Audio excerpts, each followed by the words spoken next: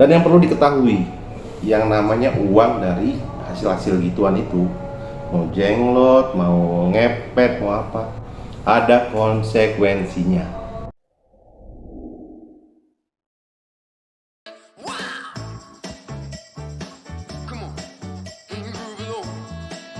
Assalamualaikum warahmatullahi wabarakatuh, Sobat Kang Heri dimanapun berada. Pada kesempatan kali ini saya akan membahas tentang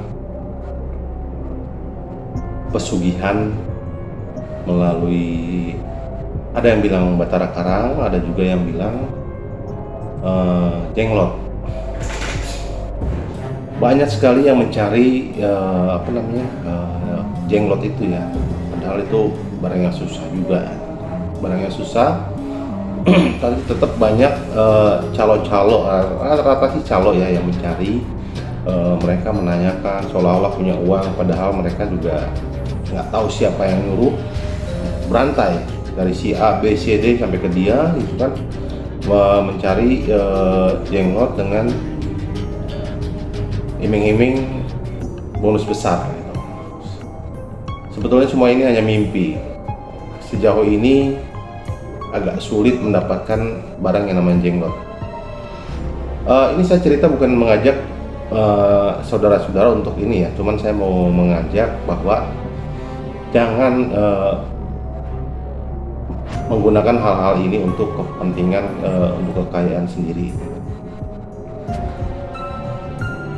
Jenglot banyak yang cari sampai ratusan juta, miliaran, ya mungkin ada, wallahu alam.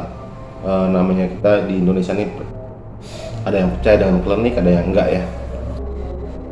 Tapi saya yakin bahwa orang yang memiliki jenglot, yang berhasil memiliki jenglot atau Batara Karang yang bentuknya kecil itu kan seperti ini,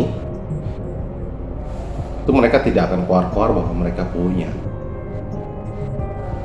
Dan kalaupun mereka punya, tidak akan menjual lagi. Mungkin dia sudah merasakan manfaatnya. Itu ya, manfaatnya itu dari cerita juga ya. Saya juga nggak tahu persis seperti apa. Katanya bisa menarik kekayaan. Dan miara jenglot itu perlu ngasih makan, dan makanya bukan hal-hal yang biasa. Kalau dia minta kambing atau sapi, mungkin si orang kaya tersebut yang memiliki jenglot bisa ngasih makan. Masalahnya ini mereka biasanya si jenglot itu, menurut cerita dari orang yang paham ya, yang sering ngobrol sama saya, jenglot itu minta makannya darah dan golongan O. Keren kan? Teman saya mengatakan banyak jenglot-jenglot palsu yang beredar di dunia maya. Teman saya udah sering menggunting, memotong-motong yang namanya jenglot itu karena dianggap jenglot palsu. Ya, dia bisa, kenapa dia melakukan hal itu? Karena dia bisa merasakan bahwa ini bukan apa-apa, hanya boneka yang berbentuk jenglot. Jadi buat teman-teman yang masih kegilaan, yang mudah-mudahan nggak ada ya, terutama orang-orang yang berduit yang pengen nyari jenglot, hati-hati, banyak penipuan. Saya pun ada barangnya dalam bentuk jenglot-jenglotan, murah, nggak sampai ratusan juta, cuma puluhan ribu. Makanya jangan percaya sama yang para calo-calo itu gitu kan. Mereka nyari jenglot segala macam, bila ditanya duitnya udah bingung dia, jadi pembelinya bingung.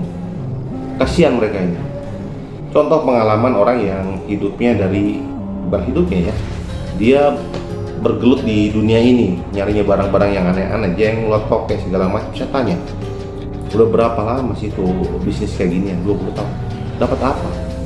Belum dapat apa-apa sih, ya kan? 20 tahun harusnya kalau dia kerja benar udah lumayan, bisa beli rumah mungkin, ya kan? Tapi ini tidak. Tapi mereka lebih baik dibohongin daripada dikasih tahu yang benar. Ini masalahnya. Mereka tidak percaya sama kita yang ngasih tahu bahwa ini nggak ada.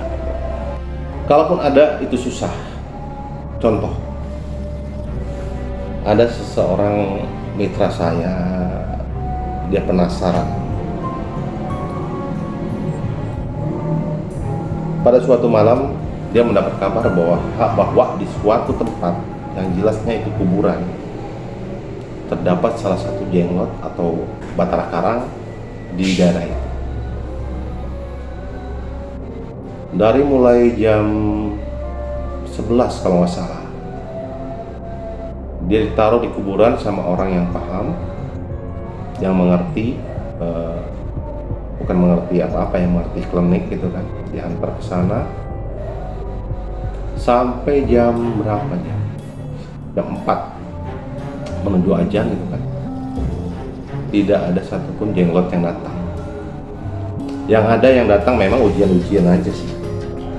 Ujiannya apa? Ada seperti orang yang mengguyur tapi tidak basah. Ada kelelawar besar sekali lewat ke mukanya sampai kepak, tapi tidak menggigit. Teman saya ini luar biasa. Dia nggak ada takutnya sama sekali yang namanya hantu. Dia tidak takut sama yang namanya gelap. Ketika dia sedang menunggu mencari jenglot di kuburan itu, yang ditakutin sama dia apa? Takutnya dia disangka maling mau bongkar kuburan, itu aja. Tapi hasil 3 malam dia melakukan hal itu, tidak ada satupun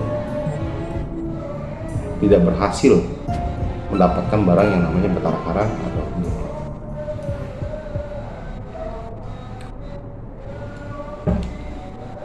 buat teman-teman yang lagi keranjingan yang sama buat sama yang namanya jenglot, hati-hati,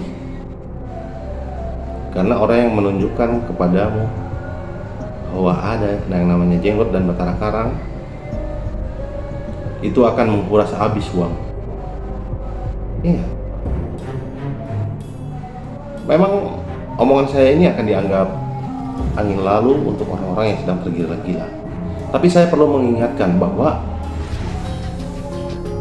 marilah kita bekerja untuk mencari uang, perlahan tapi pasti. Karena tidak bisa kita kayak mendadak dengan bekerja, kalian mau cara instan. Dan yang perlu diketahui, yang namanya uang dari hasil-hasil gituan itu, mau jenglot, mau ngepet, mau apa, ada konsekuensinya. Terutama taruhannya nyawa kita, keluarga kita. Tolong teman-teman, hindari hal-hal itu. Mari kita beristiqomah kepada Allah aja.